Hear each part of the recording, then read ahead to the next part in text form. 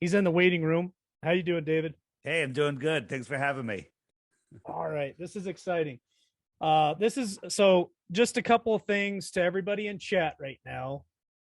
Especially Um, you flat earthers out there. Listen up.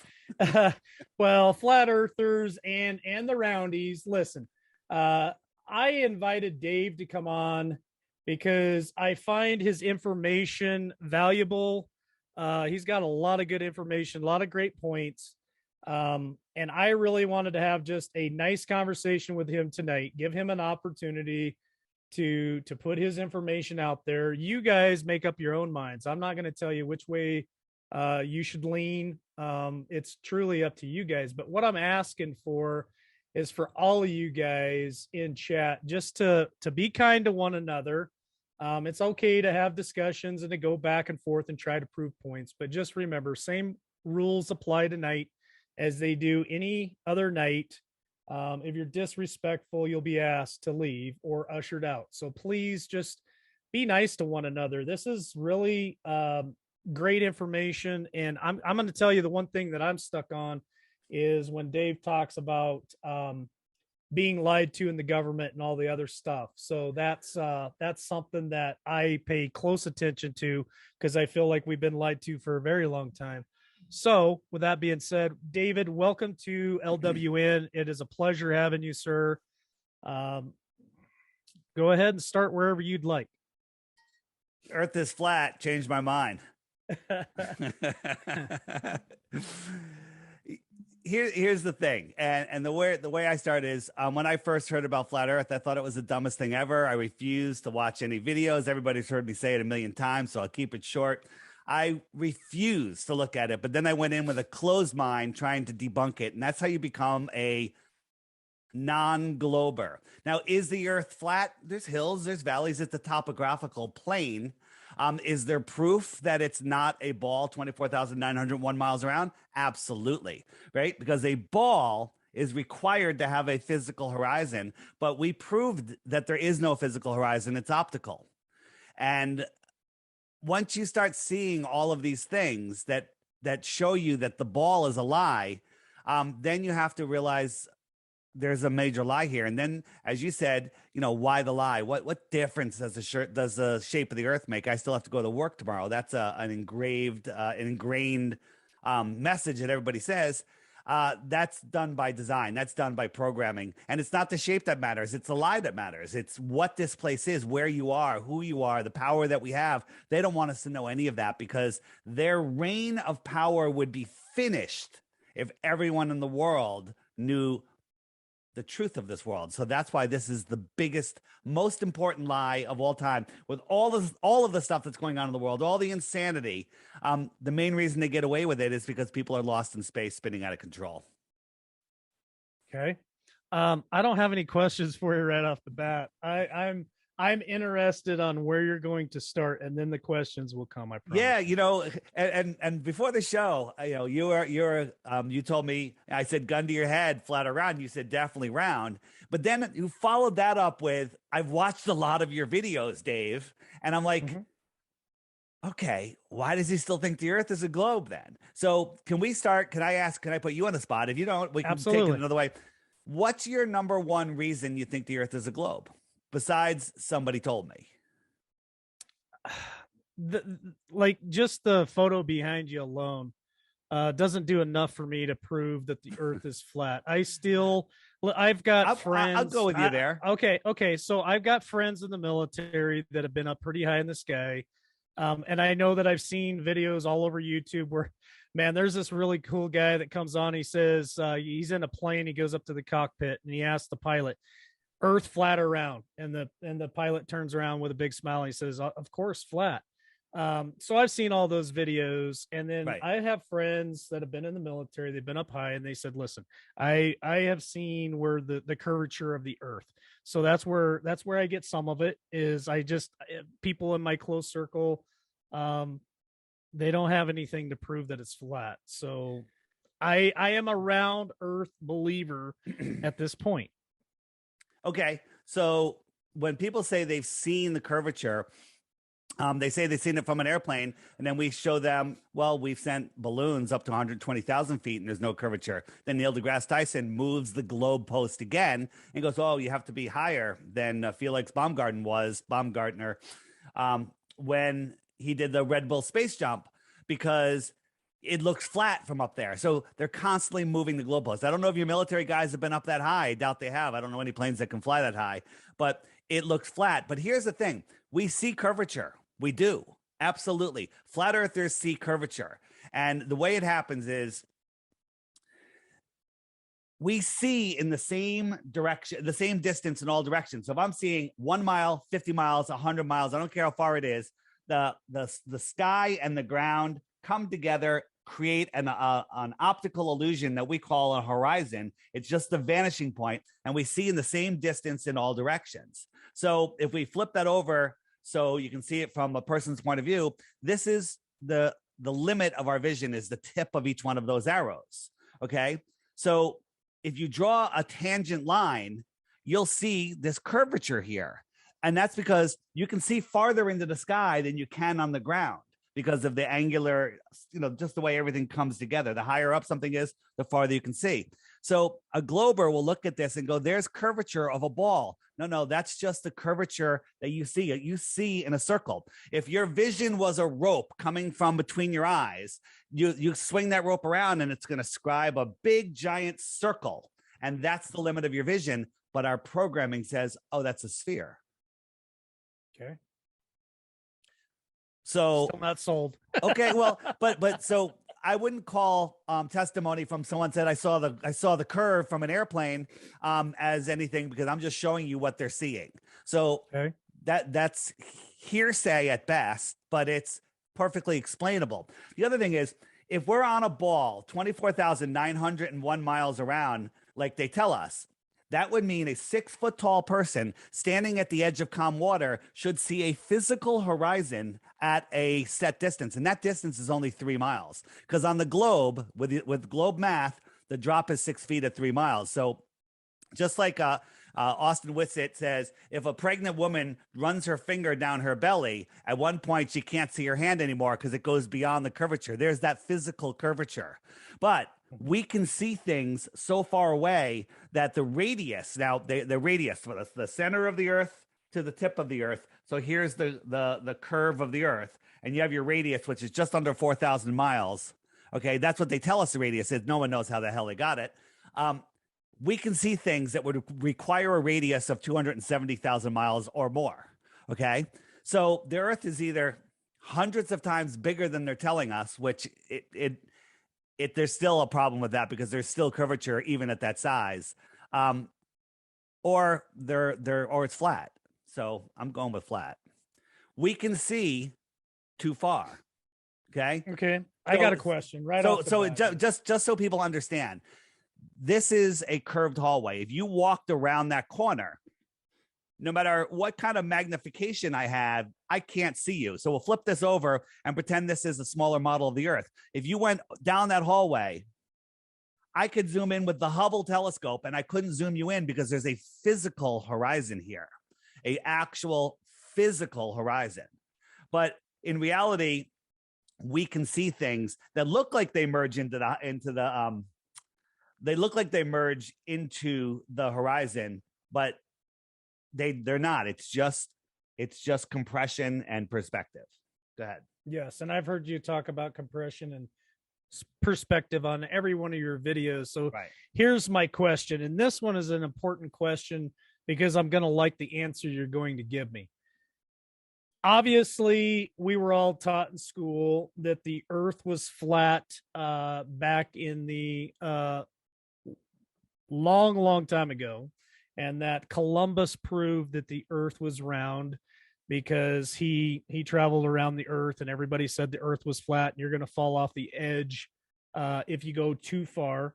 And so then I have also watched videos where up until like the 1920s, they were still teaching the Earth was flat. So why did they change it from flat to round? Great question. So, you saw my my Ruth video, right, where I was talking to Ruth, a 102-year-old woman, Yes, and I seen that one. yeah, Yes. and she was taught the Earth was flat in the 1920s, and we found all sorts of other information, other countries, Croatia, teaching it all through the 1930s. I also saw some recent information that showed here in the United States in the 1950s and even into the early 60s, most schools were teaching both flat and round as Okay. possibilities. And then all of a sudden, they just took flat Earth away like it never existed. They Mandelaed it, if you will. And it's just removed from possibilities. The story of Aristophanes was stuck into our lessons. You know, Aristophanes with his sticks and shadows, right? Mhm. You know the Aristophanes story, Yep. and Hmm. which is ridiculous because he has to assume parallel rays. No one's ever seen parallel rays, and even if he was able to do the impossible experiment that he did on his ball, it works on a flat Earth. No shadow, same math, sphere, but obviously flat. So again, bad data, any calculation, whether it's good math or not, comes up with a bad answer. It comes up with a non-proven answer. So where was I going with that? Well, my question is why? Why did they take flat Earth away and Mhm. only promote the sphere? Would you though? So let me ask you a couple things. Um, what do you think of the governments that are running the world? Good people, bad people? No, if Okay, you've watched this show, you know my opinion of that. okay. So let's put them in another category: bad people or evil people. Yeah. Okay, we're We'll go with going. the We're E. We'll go with the so E. evil people or satanic bastards. Okay. Well, I won't say they're all that way, No, but I can. not there. Never is there anybody. Never is it all of anybody. I get it, Yeah. but so this helio sinister trick is a satanic agenda, right? If you look at all of the numbers, the way things work out, um, with the Earth is tilted at 23.4 degrees. Well, 23.4 degrees off of 90 is 66.6 degrees. The Earth is going around the sun at 66,600 miles an hour, right? There's all of these 666s that just keep on showing up. So Okay. that's interesting. I'm like, is that just the way our world works, or was this done on purpose? But the idea is, and the I'm just trying to think of the best way to say it. What they don't want is they don't want people figuring out what power they have. They want people feeling like they're insignificant, floating through an infinite universe on a speck of nothing and are unimportant. They want us feeling like we're running out of land. Well, every family in America could have a half an acre in Texas, okay? Or maybe it's every person. I forget. But whatever. So there's plenty of land. They want us to feel like we're running out of water. There's infinite water. They want to feel us like we're running out of fossil fuels. One, we shouldn't be using them. Two, they're abiotic. All the oil wells that were empty are now full again. They want us not knowing that there was an advanced civilization here before this realm, before this round in history. And we can get into that a little bit if you want. But they want us feeling insignificant. And the number one thing they don't want us in is in a situation, in a position where we have no choice but to acknowledge that there is a creator. Okay. Before I discovered flat Earth, I was I guess atheist was the best term. I would say I was a little spiritual, but I believed, lightning struck and turned an amoeba into a monkey that had a retarded baby and it became a human. Okay. I believed all of that nonsense, and all of that is to make us feel insignificant, not special. Did I get into flat Earth to feel special? Yeah, sure. I got into flat Earth to be ousted by everybody, to lose half of my friends and half of my brother and sister don't talk to me. We never even discussed flat Earth, but nobody gets into flat Earth to feel special because everyone treats us as like special ed. All right, but it's because we all want the truth, and once you see the truth, and once you understand the difference that it makes. People say, what difference does the shape of the earth make? And it doesn't make a difference. All right. It it makes you realize that they don't want us realizing, as I said, that we're at the center of creation, that there's free energy. They don't want us knowing who we are. They don't want to, they're hiding the creator. Okay. They're hiding our true power. Nobody has power over us. Everyone in this world that's like, oh, I'm so oppressed. They're not letting me. The only power anyone has over you is in your imagination. Right. And, with all of our rights being taken away, people are like, you know what? If I just do this and that, I'll have the right to whatever, XYZ. Well, we already have the right. It's inalienable. All right. And so somebody's like saying, oh, you can't have it until you do this. If you agree to that, you're just signing up for their nonsense. So this is the reason. And people go, well, what difference does it really make? And the thing is, NASA gets $63 million a day. Do they really get $63 million a day? I say no, they don't, because they don't need money. They're taking $63 million a day away from us. Okay. All of this money that's taking, all of this extortion, which we call taxes, it's being just taken away from us. It's being used to control us. Money's fake. Everybody knows that at this point. That's how I woke up looking into what money was and what the Federal Reserve was, right? That's how they control us. And if you think that, all of these fantasies about going to Mars and spending all this money, this is what they're having us dreaming about, and this is what's going on here on Earth. What difference does it make? It makes all the difference in the world. These satanic bastards, and I'm being very nice when I'm talking about the elite this way, these satanic pedophile bastards, okay, are basically, controlling our minds by putting us in a prison, right? I won't go any farther than that because we are on YouTube, and God bless all of the rulers and Dr. Fauci, Emmanuel Fauci himself. He's the greatest doctor in all of the world. Okay, well, so, there you go. I understand. They're laughing at us. Yeah, I understand that part of it. I guess the only other question that I have, I was hoping that you'd go a little further. Well, I guess one question would be, I Googled the speed of sound, the knots and all that. There's a lot of sixes in there for sure, which is interesting, to say the least, very interesting. But numerology, that's the new big thing out there nowadays. So does numerology fit into this? Does numerology, does it prove that the Earth is flat or round? Do you know anything about that? That's I'm not the expert at numerology, but signs and symbols and numbers rule the world. It's not the words, although they use our words to cast spelling, right? But signs and symbols and numbers rule the world. Now, do all the elite go, wait a minute, before we put out the Omicron, whatever, what's a good, it spells moronic, perfect, or it's a 33 number. I don't know if they actually do that or if this is just the way our reality works. For any of you that are wondering what the hell I'm talking about, go listen to Quantum of Conscience. Find his channel. I don't think he's on YouTube anymore, but he talks about the nature, the fabric of this reality, and then how these things just happen. If you notice, like, myself, I see 1111s all the time. Everywhere I go, I see 1111. I see these numbers that just constantly show up in my life. And I'm wondering, like, is that just because I'm looking for them? So how it exactly works, I don't know. But yes, numerology is huge. It's huge to the elite. If you look at the New York event, okay, 93 is a very special number to them. 93 is like a death number. Well, if you remember, Flight 93 supposedly crashed in Shanksville, right? Flight 11 and 175 hit the two tall buildings. I'm trying not to say anything that'll get us flagged, but if you add 175 and 11 together and divide by two buildings, it's 93. Is that a coincidence? Did they plan that? I think they did. All right. So yes, numerology is huge, huge. Okay. So my next question is this. If the Earth is flat, and I know we were taught this in school, but when you watch documentaries, you watch Discovery Channel, you watch science channels and stuff, and they look through the big telescopes, why does it seem like all the other planets seem to be round? Are they round?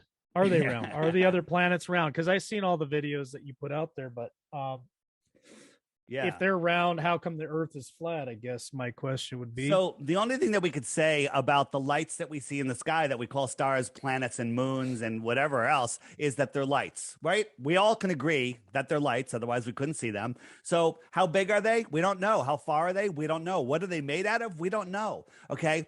They're telling us there's these rocky worlds out there when in fact that's not the case at all. Okay, rocks don't float in fake space, right? And none of that makes any sense. And if you look up, just put in your Google searches to alert you every time say NASA planet, new planet or something, you're going to find new articles every day, and never once will you get a planet that looks as good as these frying pan bottoms. Okay, these are the bottoms of frying pans, right? And all of the stuff that they give you is nonsense. Just the other day, they did some work on the Hubble telescope, and they showed us this is a picture from 10 years ago or whatever. They showed us they said they got the Hubble, they resurfaced it, they got it working, and then they showed us a picture. They showed us the same picture that they showed us from 10 years ago. Okay, I mean, this is a joke here on Earth. And I watched actually National Geographic about these giant telescopes that they have out south, and they take these deep, long exposures of deep space to see the deep field. You know, the deep field picture I'm talking about? Mm-hmm. Okay. And they say they have to take these time-lapse pictures to collect the light. And these giant telescopes are on these cement pads that are like 10 feet thick, massive pads. And the operator walks around with socks on because any vibration could ruin the whole picture. Okay. Are you with me? I'm following you. Any vibration could ruin the picture. Well, are they forgetting that the Earth is spinning at 1,000 miles an hour, orbiting at 66,600 miles an hour? Are they forgetting that that we're chasing the sun at 500,000 miles per hour? How do all of those motions not matter? To make it worse, the Hubble telescope is mirroring all of those motions, and it's moving an extra 17,500 miles an hour around the Earth as it falls around the Earth. How the hell is that thing taking long time-lapse exposures, moving in 4 different directions at speeds you can't even fathom? Okay. It's great question. It's a great question. It's a great point that no one ever thinks about. But when you think about it, you go, they can't. It's impossible. Even a 5-year-old could say, no, that's impossible. So they're lying. If NASA's lying about one thing, they're lying about everything. So spinning at 1,000 miles an hour, right? Orbiting at 66,600 miles an hour, chasing the sun at about 500,000 miles an hour. Okay, let's put that into perspective. You've seen this, but I'm going to show it to you. Maybe you haven't seen it. This is the hypersonic sled. It's going to go by at Mach 8.6. It's going to go again. Watch it again. Okay, we are chasing that sun. We're orbiting the sun 10 times faster than that. 10 times. And we're chasing the sun at 100 times faster than this. But when we go out into nature, this is what we see. Okay? This is impossible. Impossible. This is flat water. This Earth is not moving. It's perfectly still, because if it was even just spinning at 1,000 miles an hour, faster than the speed of sound, in a curved motion, with gravity changing with the sun and the moon and its direction, there's no way you could have a mirror lake. No possible way whatsoever. Right? And people just don't want to face it. This is perfectly stationary. Get a dinner plate, fill it with water, and try to walk around your house or go for a drive in your car. Okay, the water is not going to stay on the plate. Yeah, I've heard that one. So here's my problem with that with the video that you just showed with the sun shooting through what is it? Is it fake space or is it real space? The corkscrewing is that's the official story. They tell us that's what they tell us the Earth is doing. That's never what I seen in school or in the books. It was right. They just show you this. Sun. Correct. But they forget to mention that the sun is moving at 500,000 miles an hour, and we're chasing it. right? This wasn't, they don't teach that in school. You know why? Because kids would go, bullshit. Am I allowed to say that? Sure. Okay. Kids would look at their teachers and go, I'm sorry, Mr. So-and-so, Mrs. So-and-so, you're making up stories. You're fibbing to us. Yeah, we were always because taught that's the school- ridiculous. The sun was basically Static. stationary, you Right. know, and we circled the sun, right? 365 days. They don't tell you the whole story because if you heard it, you'd go, bullshit. Okay. Well, so if the sun was shooting through space, like what your picture just showed, then we would leave the Milky Way and go into other universes. Well, or no, how does that we're work? going How does that work? around the Milky Way. We're spiraling Okay. around the Milky Way. Okay. All I right. mean, so and again, they throw numbers at you that your brain goes, well, I can't compute that. I have to trust the line guy in the bow tie. You know, he must know, right? But the distances to these stars are absolutely insanity. Okay. So if our sun, which is this ball right here, and the Earth is a tiny little BB next to this, right? That's what they tell us. Mhm. So if I move the sun right over the clouds, and you look up in the sky, this is what you would see. The whole sky would be the sun, right? Mhm. If I move the sun, if I moved our heliocentric sun right above us, and then if I moved it 93 million miles away, why does it get smaller? Perspective. It's getting farther away. It's Mhm. getting smaller. So when I move it 93 million miles away, it becomes a size of a coin held at arm's length. Okay. So it went from the entire sky to the size of a coin held at arm's length just by moving it 93 million miles away. If I doubled the distance, how much smaller would that coin get? A lot smaller. Probably so small Yeah. you couldn't see it. If you actually do the math, 3 times as far, its angular size is too small for your eye to resolve. At 3 times as far. Okay, let's make it 24 times as far. And at 24 times as far, that's 3 light hours. At 3 light hours, it is magnitudes farther than the human eye could possibly see it. And the brightness issue is another problem because every time you double the distance, it's 1/4 of the brightness. That's called the inverse square law of light. So at 3 light hours, you could not see our sun. They tell us Polaris. This isn't hard math. This is easy. It's 48 times bigger. Okay. So we'd have to make it 48 times farther. 3 light hours times 48 is 6 light days. Okay. Polaris, if it was 6 light days away, is provably, according to the size that they tell us, too small for your eye to resolve. But Polaris is not 6 light days away. It's 433 light years away. Mhm.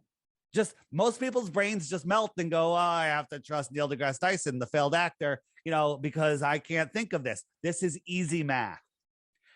You could not see it. Forget the brightness issue, which is a huge issue. Well, just take that off the table. You couldn't see it, but people look up and we see all of these stars. We see everything, and there's no possible way that that's even a possibility, right? And so let's say here's an example for the International Space Station, right? The International Space Station is about the size of a 747. You with me? Yep. A 747 at cruising altitude is tiny.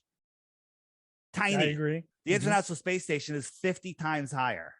50 times higher. All right. So here's a shot that was, whoops, what do we got there? Here's a shot where the International Space Station transited the moon. Now there's this whole program where you can take up your location, it's going to transit the moon or the sun. And when we heard about that as flat earthers, like, I don't believe it. And then Jaron from Jaronism, he did it, and some other people did it, and we actually photographed it. We're like, that's interesting.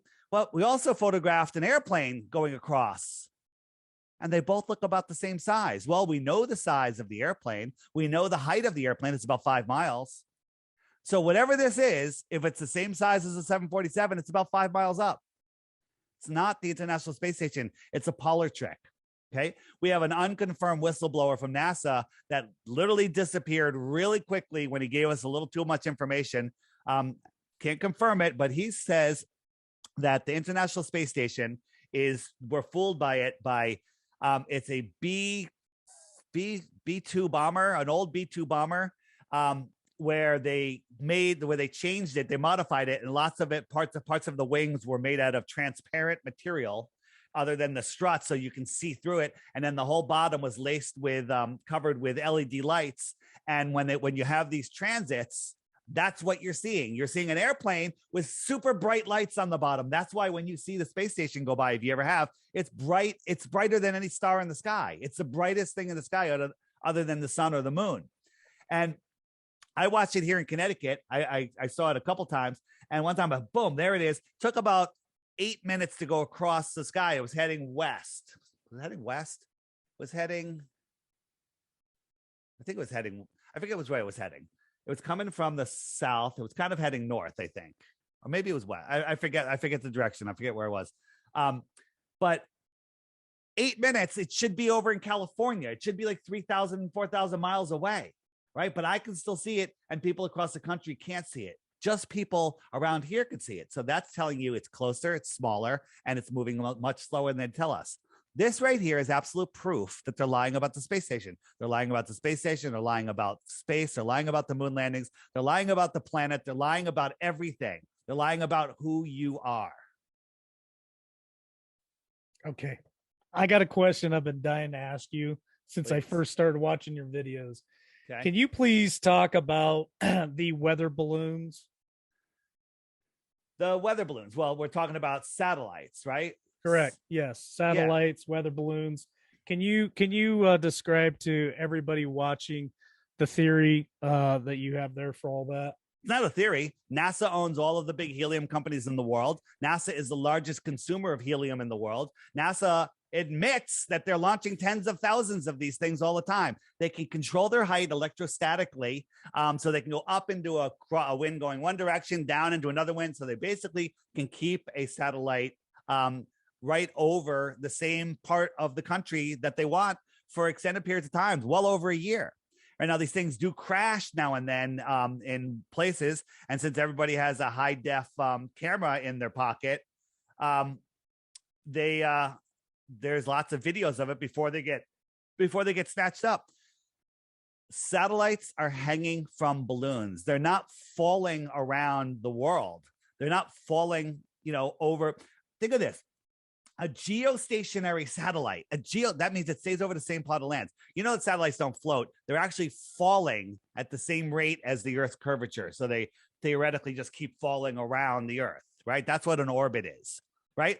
Again, tell a fifth grader this and they'd be like, you're telling fibs, Mrs. So-and-so, okay? So we're spinning, and a satellite, it has to spin faster than the Earth because it's making a bigger circle just to stay over the same piece of land. We're orbiting, so it has to corkscrew with us, and we're chasing the sun, so it has to match all of those motions, all of those curving motions. And satellites never fall out of the sky. They never have any problems. They work forever, and they just never screw up. Am I allowed to say bullshit? I keep saying that, but that's the best answer, the best word for what's going on here. Okay. So how many satellites are above the flat Earth then? There's tens of thousands of them. So how come nobody sees them? How come? No, I've seen satellites, haven't you? Things that we think are satellites that are moving across the sky. Yeah, maybe one every now and again. Yeah. But I used to, when I go to the Caribbean, that was my favorite thing to do, is lay out at night and look up and go, there's a satellite, and I'd track it. I'm like, cool, right? Here's a 747. There it is. The 747's up there. Can you see the engines on that 747 at cruising altitude? No. Okay, no. The engines are bigger than most satellites, probably double the size of most satellites, and satellites are 100 to 200 times farther away than this is. And you think you're going to see the light that's bouncing off of them? It's a joke. Look, Google photos of satellites in space, and all you're going to get is complete and total cartoons. So I guess my question is these are all attached to balloons? Is that how this works with the satellites? Well, they're not falling around the Earth like this on a corkscrewing Earth and just magically staying in their positions. And then satellites don't do what you think they do. Okay, they're not routing cell phone calls. They're not doing television pictures.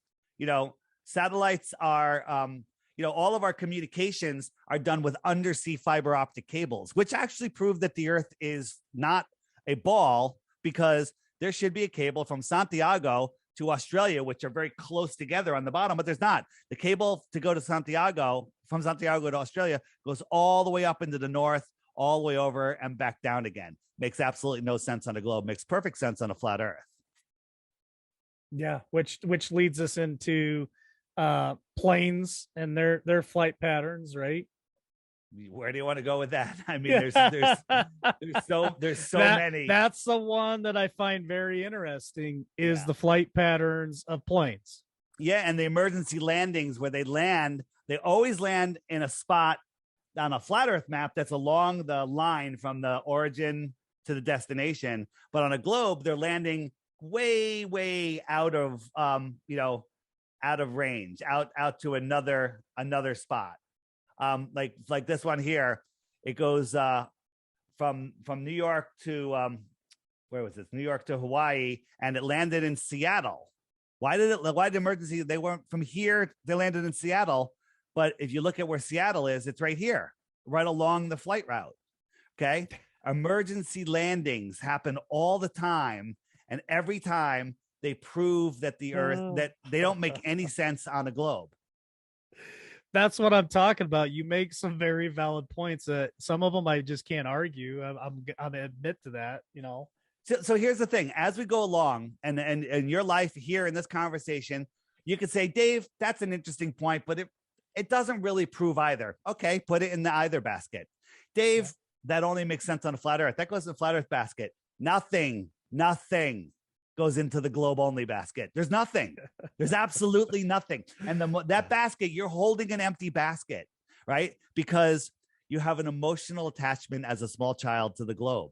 We all do. I mean, all of our programming, Disney, Sesame Street, all of our cartoons, all of our movies, everything, Star Wars, it's all globe programming. It's to make it so it's a core belief that most people can't let go. I mean, you love movies, right? You love science fiction movies. We all do. Okay. They're all bunk. They're all bunk except The Matrix. Now that's a documentary. Okay. Is the new Matrix out yet? I heard it's coming out here real soon. Yeah. That's a good one. Emergency landing all the way up in Alaska. Why Alaska?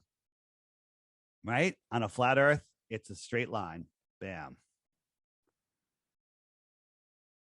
Hey, I can't argue you, Dave. I can't. I know, but at the end of this, you're going to go, Dave, great arguments, but I still believe in the globe. Why? Give me one reason. Give me one reason. And if it's a good one, you get 3 Bitcoins. Okay. 3 Bitcoins for one. Yeah, I remember you putting that out there. I'm still just not sold yet. I'm not. I get it because, here's a book. If you want a good book for Christmas, Lulu.com, 16 emergency landings. I believe they're having a 20 or 30% off sale. Greatest book ever, coffee table book. It's also free online if you just want to download the PDF. But the book is the best because when you're sitting there on the couch and you look through the book, you're like, damn that guy, damn it. You're going to make me lose all my family and friends. The Earth. Here's a good one. Makes no sense. Here's a good one. I saw this. This came across on Facebook or somewhere. I got a message. Can you explain to us how the moon works and how the lunar pull creates the ocean with high tide, low tide? Yeah, the tides. Yeah. So the tides have nothing to do with the gravity of the moon. There's high tides and low tides in all different places on the Earth that aren't related to this gravitational force of the moon. However, there are some extremely high tides, at least where I am, when the moon is full. But think about this. In the heliocentric model, the gravitational heliocentric model, when there's a full moon or a new moon, what is the difference in gravity? The only difference in the heliocentric model is one is being lit up by the sun and the other one's not being lit up by the sun. Okay? So why are the tides bigger when there's a full moon? And I think the answer to that is this is an electromagnetic system. When the moon is powered up, it affects the salt water That's why there's only tides in salt water, because that's where the current of the electricity flows through the salt water. If you think about it, in the heliocentric model, there should be higher tides when there's a new moon, because the new moon's lined up with the sun and you have the gravity from the sun and the moon pulling on the water. But for some reason, the sun's gravity is very selective. The sun's gravity doesn't like to pull on water. It doesn't like to pull on moons. It only pulls on planets, and then planets only pull on their own moons, and they ignore everyone else's moon, right? And even though when all the planets line up, they never pull on each other. Everything works perfectly, so we can figure out where all the planets are going to be, all the moons are going to be, anytime in the future, and it works perfectly. But for some reason, with the world's best supercomputers, they can't model 3 bodies orbiting each other. They can model 2, but add a third body into an orbiting whatever model, and 3 bodies go into chaos mode, and no computer can figure out what it's going to do next. But somehow, our sun, that's 400 times bigger than our moon, and it happens to be 400 times farther, so they look like they're the same size, they line up and cause perfect solar eclipses every year. And every 18 years, the cycle of eclipses repeats itself. Okay? What are the odds of that? What are the odds of that? Right? And here's something you probably don't know. Maybe you didn't see this. This is your model. Ready? So this is the globe Earth, and this blue sliver here is a high tide. So if my head is the moon, I'm pulling the water away and creating a high tide. This is your model, okay? Your model, okay? But there's also a high tide on the other side of the Earth at the same time. And the answer to that is because the gravity from my moon head is pulling the Earth away from the water on the other side of the planet. This is the official story. Wait, there's more, okay? And the tides don't move. The Earth rotates through the tides. Go ahead, say it. That say I'm not it. aware of. No. So. Now that you're aware of it, what do you think of it? It begins with a B. It has an S as the second word. Okay. Rhymes with Paul. Okay. Yeah. I'm not a qualified scientist, so that is giving away your common sense for nonsense. You don't need to be a scientist to know that this is complete and total nonsense. Nonsense. You're giving up your common sense. Why do the tides work? Why do the tides work? That is a great question.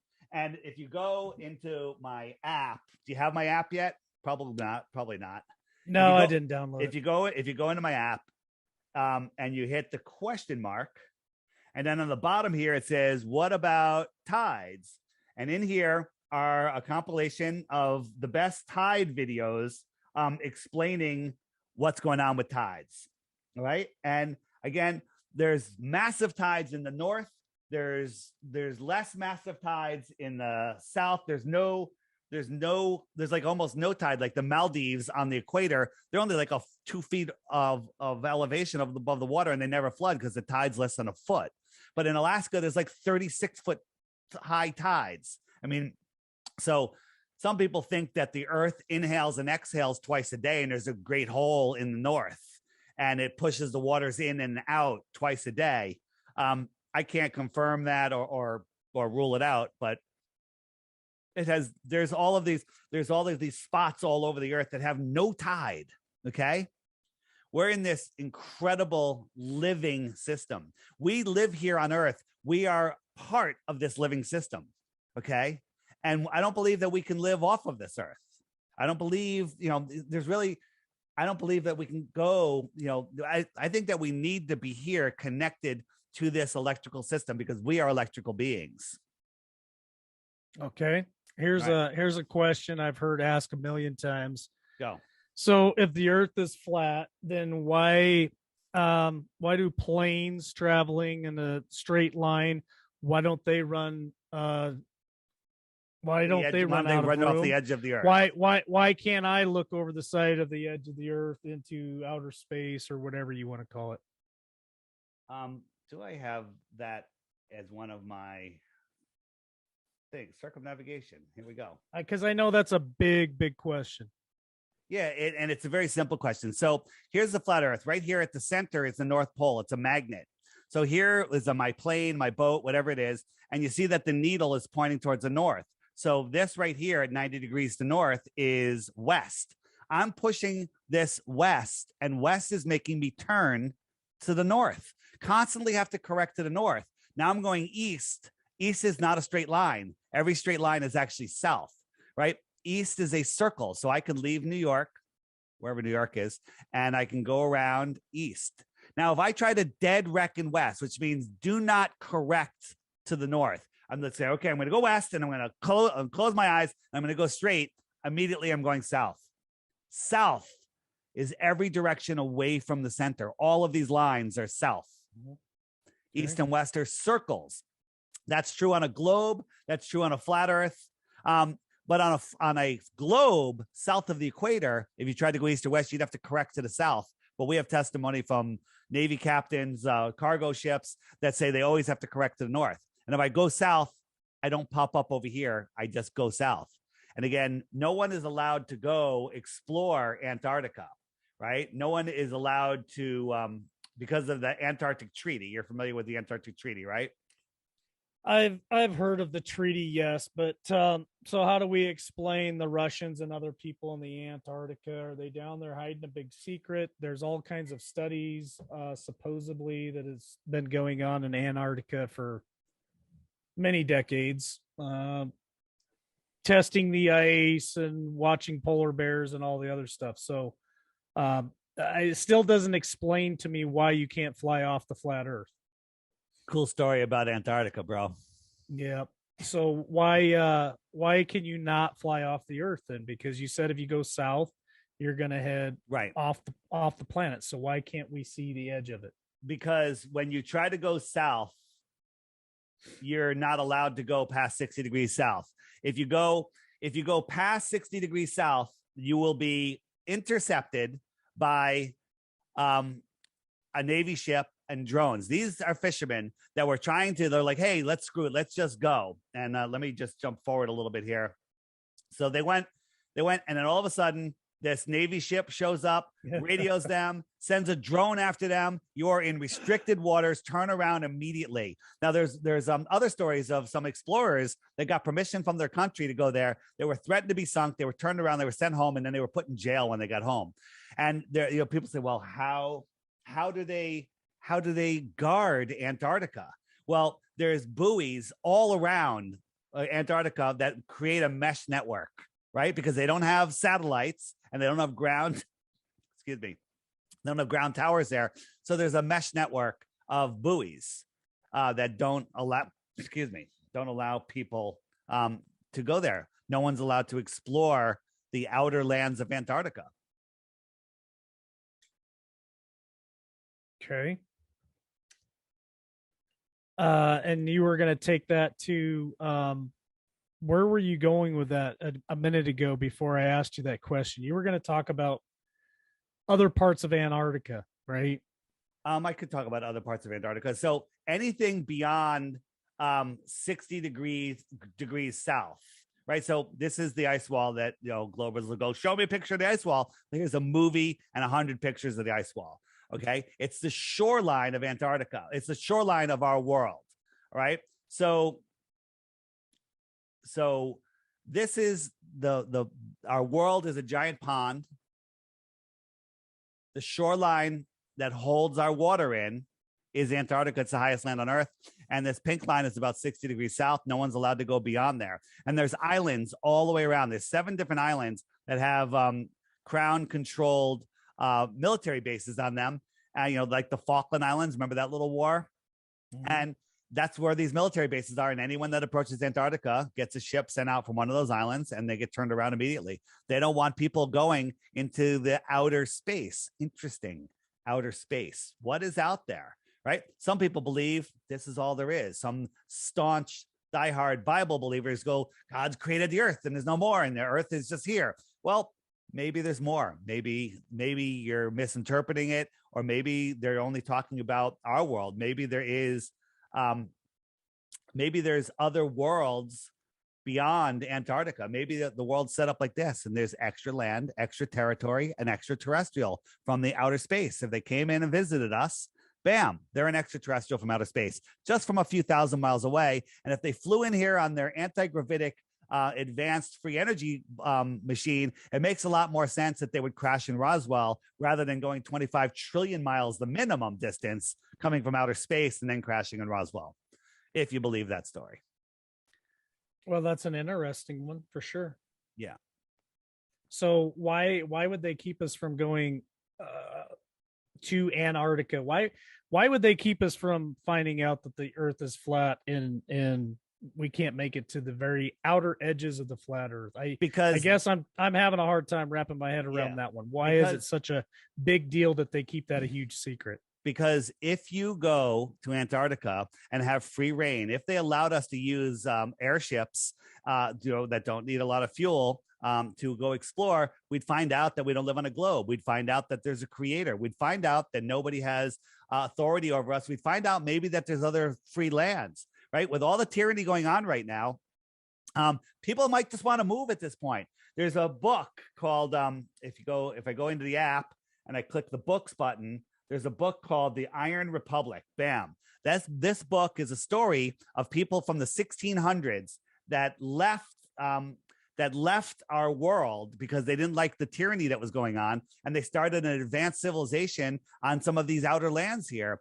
And then the story is a senator or not a congressman, a politician that was really fed up with the system, sold everything, bought a big ship, took a crew, was exploring Antarctica and found a passage through, was lost at sea for a month and finally saw land. They couldn't figure out where they were, and they pulled up and there was a city, an advanced city, different money system, different politics, different everything.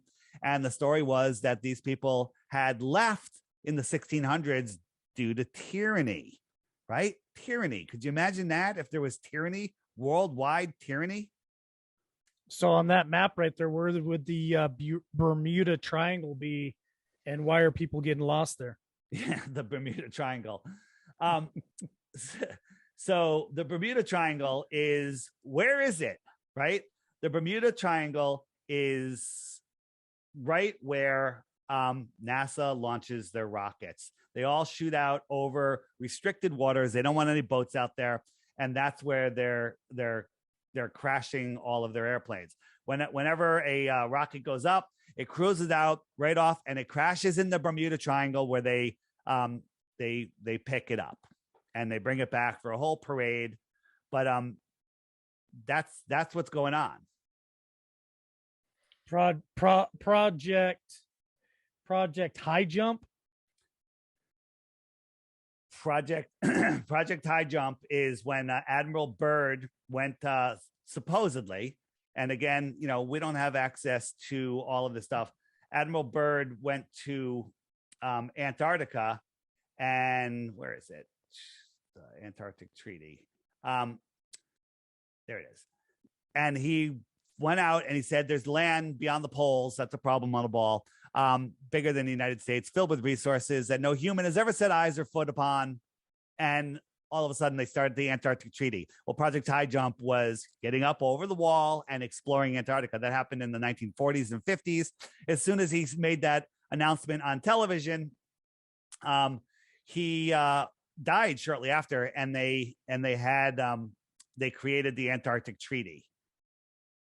So why did they create the treaty when we're fighting with other countries for resources and land and everything? And there's all of this untouched land. And, then they came up with, they're hiding alien bases. They're hiding all sorts of stuff. When Admiral Byrd did one of his interviews, he had this interesting map behind him. That's a clock, if you notice. Why is there a clock on a map that looks just like our flat Earth map? I don't know. I know there's a lot of people. I haven't been able to pay attention to chat, but I've seen a couple of comments there in chat. A lot of good information. So where does God fit into this picture? Because you said you were atheist or pretty much atheist. But once you found that flat Earth or Earth was flat, that you started believing in a creator, you started believing in God or a creator. So where does he fit into this picture?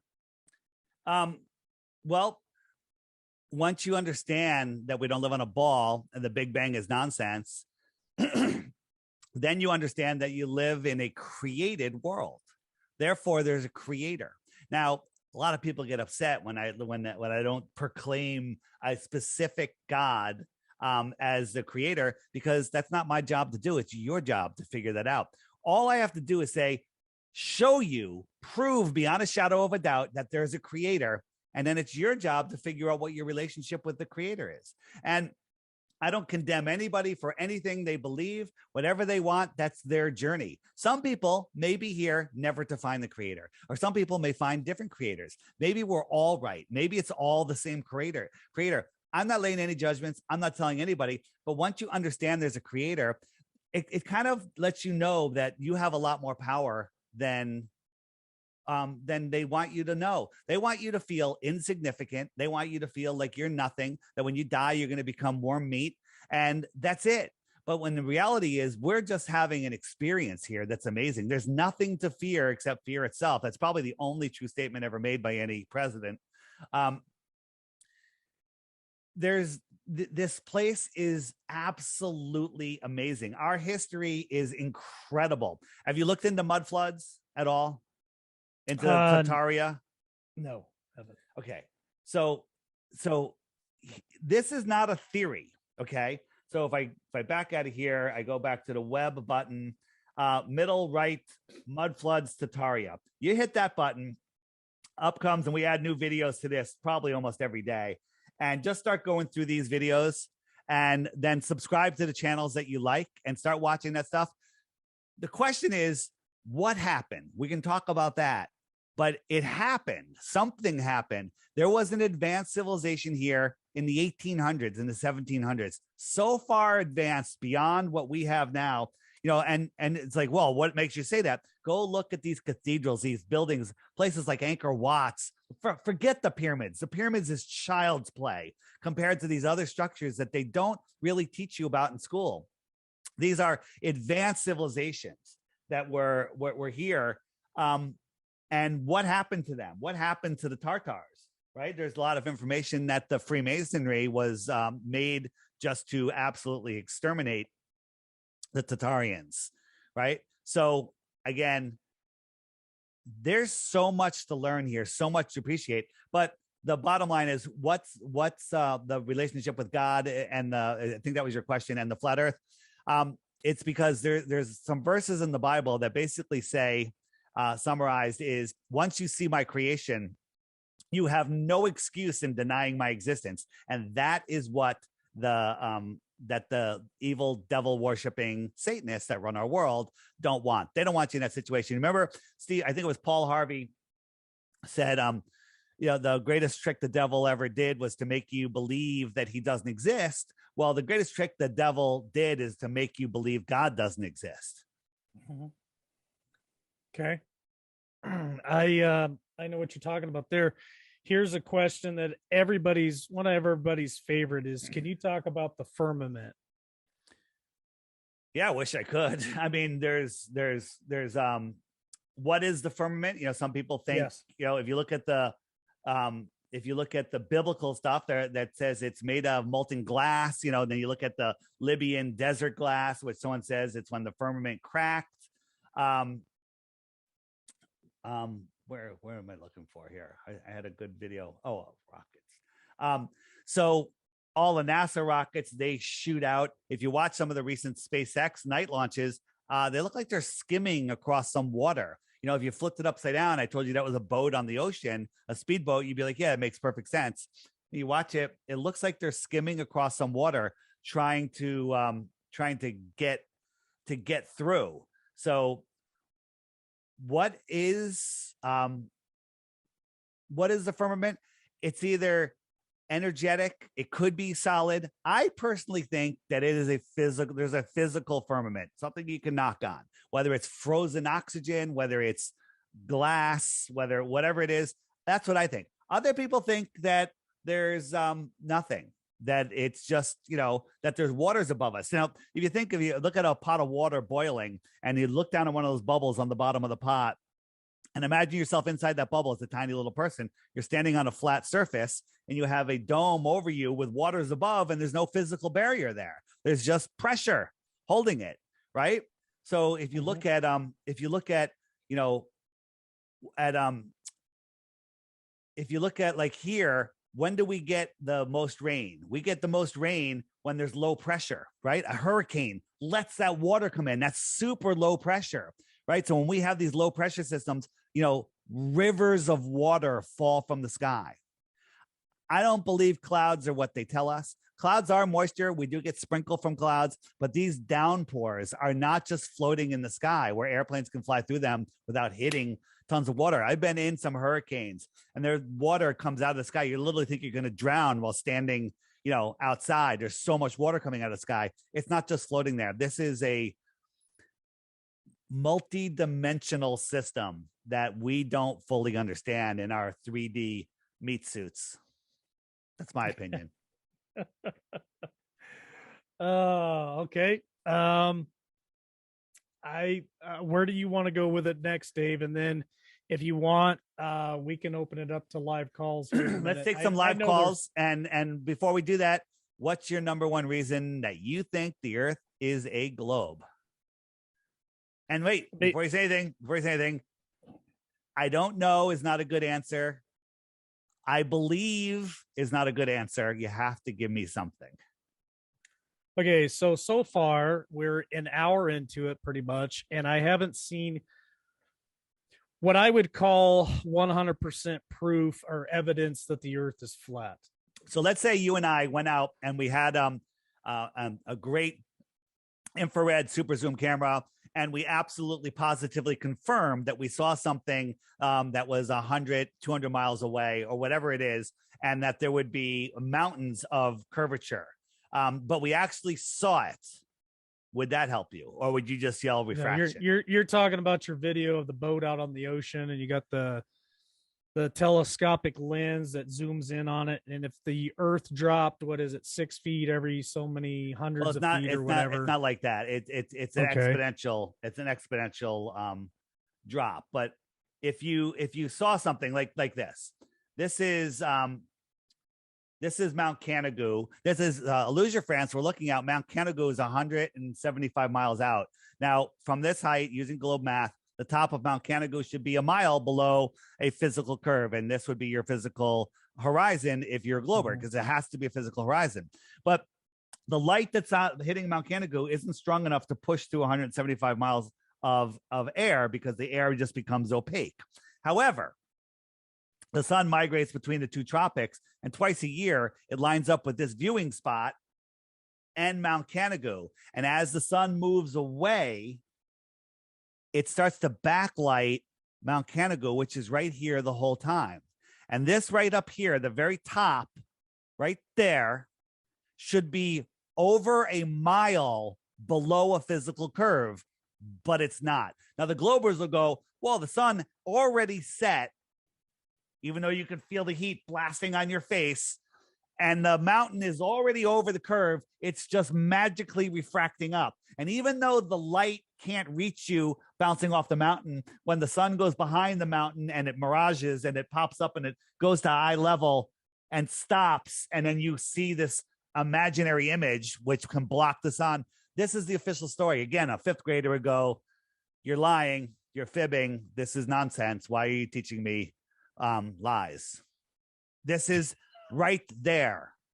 This proves that the Earth is either 1,000 times bigger than they tell us, or it's flat. Okay, so what if the Earth is 1,000 times bigger? It doesn't work, because there is no curvature. Even if it was 1,000 times bigger, there would be curvature. There would be curvature. There's curvature on a basketball. There's curvature on a moon, on 1,000 miles. The bigger it is, there's curvature. There is no curvature. Large bodies of water are restly flat. You can't have a high pressure system next to an infinite vacuum. Doesn't work. Okay. All of this stuff. There's scientific proof. The ball is scientifically impossible. So is the moon real? You tell me. I don't know. Is it round? Is it made of rock? Is it a light? Well, let's analyze that. It is a light because we can see it. Would you agree?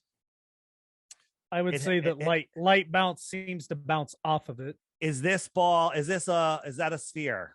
Well, it's not. How about this one? Is this one a sphere? I've seen this one before. All right. It's pretty good. This is pretty good. It looks like a sphere. It looks like a sphere, correct. It looks like a sphere, but you can't tell because if you can't touch it, you don't know how big it is.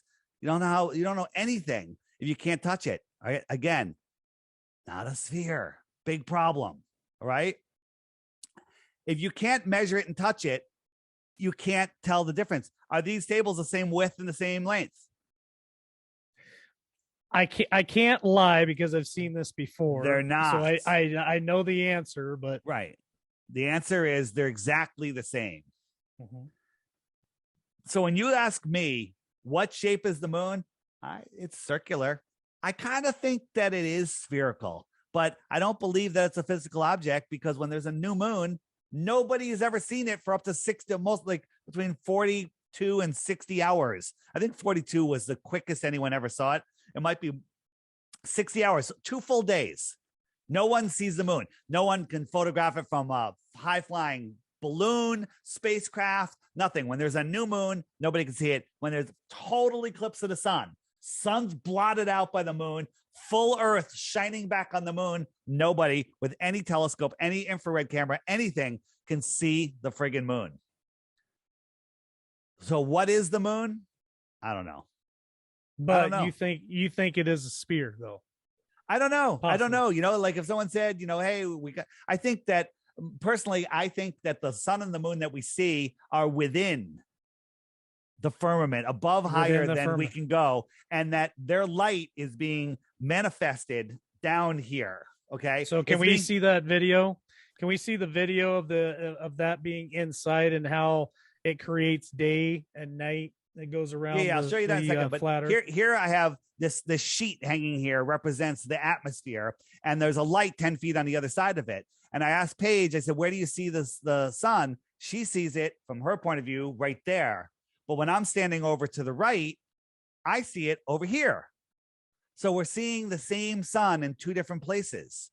Okay. And I believe that's how we see the sun and the moon and the stars, because we sent a balloon up in Arizona at nighttime, and we had the cameras facing up, and before it even took off, star-filled sky. So as it gets higher and higher, those stars are going to get brighter and brighter in the heliocentric model, but they didn't. They all disappeared by 50,000 feet. All of the stars were gone at 50,000 feet. What's going on there? Good question.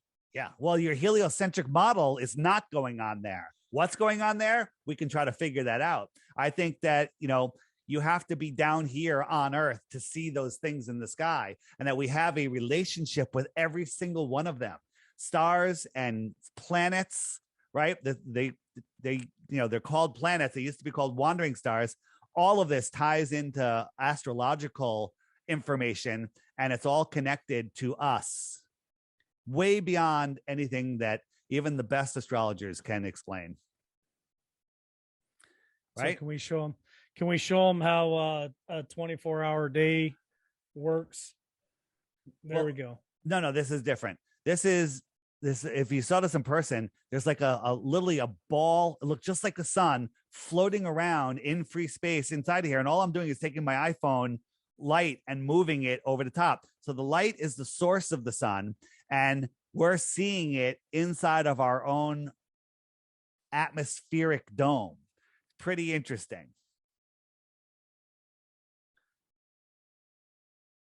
So you wanted to see the day and the night. I got this also.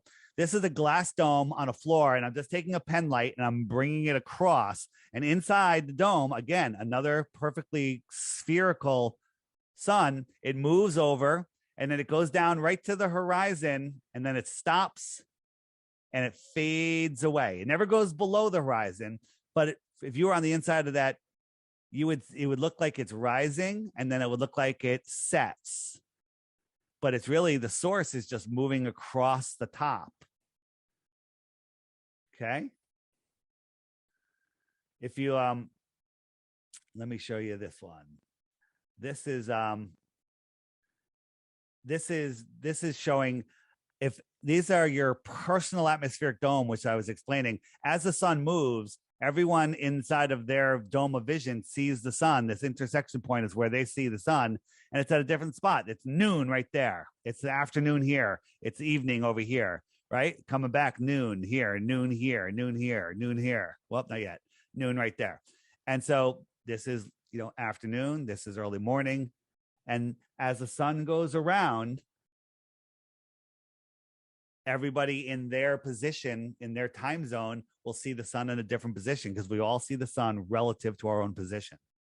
And there's actually, there's some people out there that argue, you don't know that the sun goes in a circle. Well, I think we just discovered some new information that I really can't explain here. But if you have the app and you look at yesterday's or the day before's video, what happened here? My iTunes just went on. Hold on. It shows how, depending on your latitude, how the sun and the moon wagon wheel in some places and some places they don't.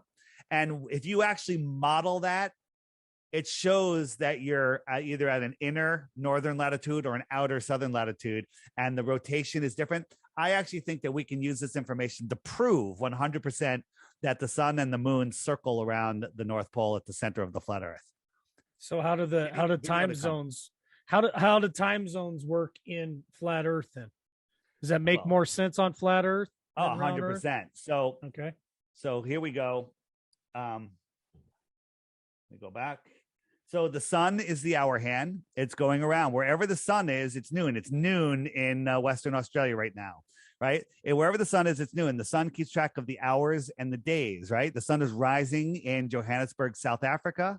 It's like 10 o'clock in the morning, 11 o'clock, and now it's 12 noon. Bam. And now the sun's rising on the East Coast in America. It's early in the morning. It's 6 a.m., 7 a.m., 8 a.m., right? And it's coming around and it's lighting me up. Now the sun is out near that outer yellow line, which is the Tropic of Capricorn.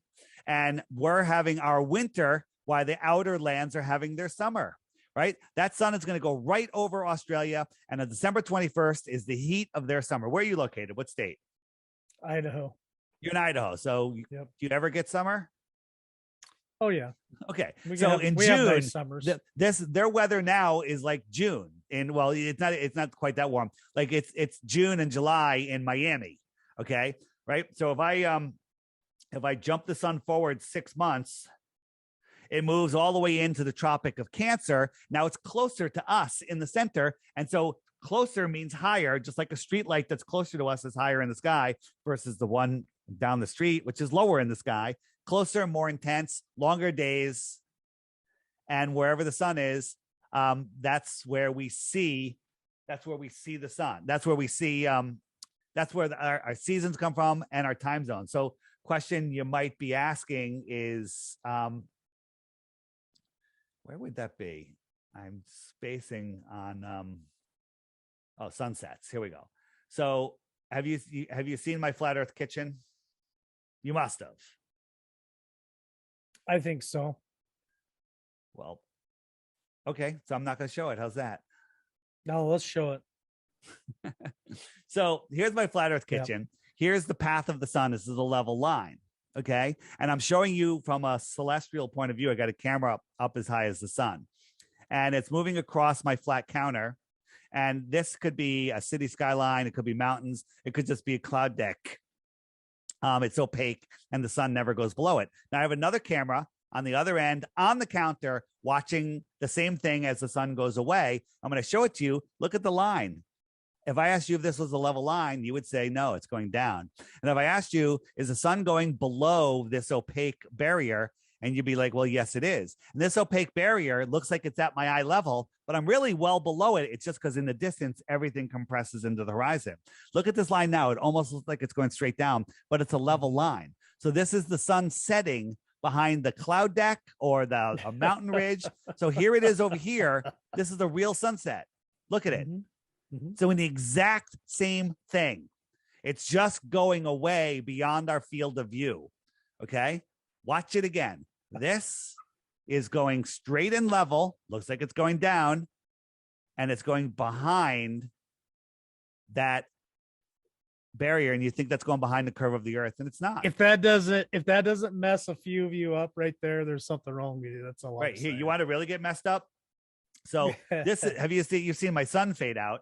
So yep. I got my drone up filming super dry, below freezing, no humidity, no chemtrails, nothing in the sky. And the sun in 5 minutes time went down, down, down, down, down. And it should have just kept on going if we're spinning, but it didn't. It went down, down, down, down, down.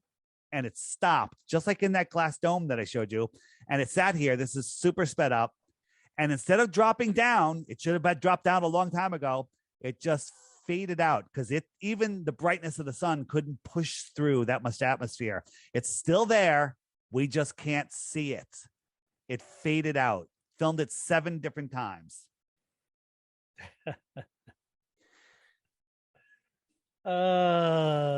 You gotta love this guy. I'm telling you, I don't care what you believe. This is some good stuff. It's not about believing. Belief is the enemy of knowing. Okay. I think it's fascinating. I'm ready to take some live calls. So if you're good with that, David, I'll take it. So listen, folks, I want to take your questions, but do not be disrespectful. We're not here to try to push anybody one way or another. So no, yes, we are. I'm not. So no, I'm pointing towards some doors. Guys, I always tell people, don't believe what I'm saying. Go check it out yourself. Verify it yourself. Go ahead. Now, you guys will have to forgive me. It's been a minute since we've used Zoom, so I'm going to copy the link. I'm going to try to drop it in chat up here. We'll see what happens. It's been a minute since I've used this, so be patient with me tonight. I'd love to take your guys' calls. If anybody that wants to get the app, it's called the Flat Earth Sun, Moon, and Zodiac Clock app. If you can point your phone right here, if you're watching this on a computer, you can scan it. It's $3, one-time charge, okay? And there is a subscription that you do not have to do. I'll show you what the subscription gets you. If you click the friend finder, the handshake, this shows you all of the other flat earthers that are around here. And I could tap on a dot and I could actually send that person a message, or I have it set to 50 kilometers. And in 50 kilometers, there's 250 people. I could send a group message like, hey, I'm having a meetup at Joe's Bar and Grill, Saturday, 2 p.m., 123 Main Street. Now, the only thing the subscription gets you, which is $11 for the year. So you're buying me a margarita and you're only leaving $1 tip for the bartender. So you're kind of cheap, but it allows you to send messages. But if you don't subscribe, you still get messages. So if somebody sends out a meetup, or someone sends you a message, they can just include their email address in case you're not a subscriber, and then you can communicate that way, or their Telegram. So this is joining people up. There's flat earthers everywhere. If I go over to, let's say, United Kingdom, bam, look at all the flat earthers over there. And it only shows you what's in the circle because there's just too many dots to process. Gotcha. And again, there's people getting married already because of this, because anyone that's a flat earther, every dot on here is your best friend, male or female, best friend, because you all have the same thing. You all know that this is nonsense. You all know that the freaking spinning globe is nonsense. You're all on the same page. You have more in common with every one of these dots than any dating site, social site, any party you go to, any random person you meet. You have more in common with every single one of these dots. Let's send out a message across flat earth that all of them should jump over here and watch the show tonight. Can we do that? I can't send a message to everybody, but you know what? I don't care about any of these dots because they already know. I want to find the people that are not on here, right? That's why I can go on flat earth shows and talk to flat earthers all day, but I'm like, you guys already know. Like, you know what happens when there was a new guy that showed up in my town. I messaged him. I'm like, let's meet at the coffee shop. We didn't talk about flat earth. Okay. We didn't, because we already know. We already know. Well, we got 3 people in the waiting room, so let's go ahead and bring them in, David. Let's do it. So first one's Craig. This is Craig the Hunter, friend of ours. Okay. Where are you at? Okay, are you bringing them on video? Joining. There we go. You there, Craig? Yeah. And yes, sir. Can you hear me? We can. Yes, we can. How you doing, brother? How you doing, buddy? Wait, let me start video. Yes. Sorry. I appreciate anybody that's going to ask questions if they could be on video. Okay. First, I got a buddy who's diehard flat Earth. I love him already. You might even know him, Mark Steven Hollander. So I I don't know know the if you know name. Mark Sounds very Hollander. familiar. He's part of Flat Earth Radio, Ferret Radio. Shout out to them, Rick Lowtech. But anyway, he's been telling us this stuff for years. And also, a lot of the conspiracy stuff that he told us is actually come true. So we've already seen that with the everything we've been through. Um, but there's so many points that are interesting. Like, for example, can you talk about the lunar, how it's cooler? The moon is almost a cooling light. It's not almost a cooling light. It is a cooling light. So the sun, when you magnify it, it gets hot. When you magnify moonlight, it gets cold. But in the moonlight versus the shade of the moon, it's warmer in the shade. Now, here's the problem. There's a million ways to do this experiment and get a false positive. People like put a piece of cardboard over the ground to give you shade. Well, that cardboard's insulating the ground, and you're going to get a warmer reading. But if you do it properly, there is a significant difference. And if you magnify that moonlight, it gets colder. So I don't like leading with that, because there's, 100 people could do the test and 90 of them could show that it's colder, and 85 of them did it wrong. Yeah. Yeah. And but it makes sense with the septic and antiseptic. Absolutely. If you look at like rotting animals and Right. stuff, it's nighttime gives them that moisture that lets them rot, and here's the something sunlight dries them out. I haven't tested. Fires, like if you have a campfire, they don't burn as well in the sunlight. They burn better in moonlight, but when the sun on a fire suppresses it somewhat. I haven't proved that. I heard that. It makes sense. I just don't know how to test it. And here's one thing too that should shock everyone. Flat Earth has been removed from the internet. That was the first thing censored from YouTube. Well, that was it. They talked about it at the fake news Senate hearings. They brought it up as an example, right? They're telling us all the time. Now they haven't removed it because right now all of the videos on my app are on YouTube, but you can't find them if you search, planets, flat Earth, or just anything that has flat Earth in a sentence. You get the same exact results every time, or almost the same results, and it's all propaganda. It's Simon Dan. It's Professor Dave, which is the #1 hit. It's these just horrible shills. Yes. So it's hard to find the information. That's why my app bypasses all of that and gets you the good information. Every day, new featured video. And I tell people is just watch a featured video every day for 2 weeks. And then you too will lose the respect of your family and friends because you'll be a flat earther. Yeah, well, and look, I almost got that because this was about 4 years ago. And we were talking to, and I talked to my dad about it. And oh, by the way, thanks, Mike, for the prayers and everything. My father passed away this morning. So wow. Just out of, just random. But anyway, when I asked him about this, I said, Dad, what do you think about this? He said, I could give a shit less. I could care less. He was really, he could care less about it. And I was like, all right, I understand. He's old, he's been on, they've pushed all this, and there's definitely something going on. We've been deceived for sure. NASA, I think that is Hebrew for deceive or deceptive or something like that. Deceive.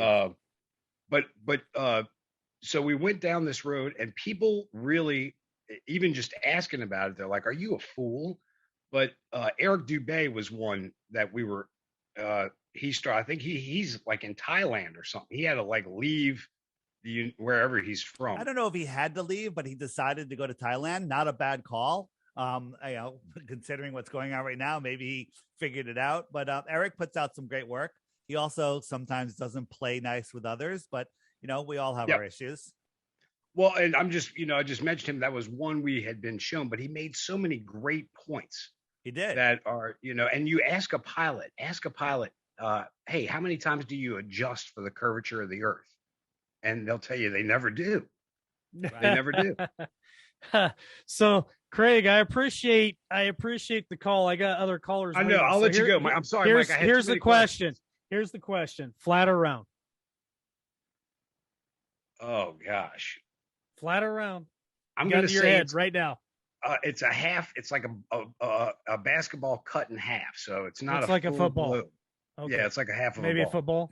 Okay. It's like one of them All bouncy All things. right.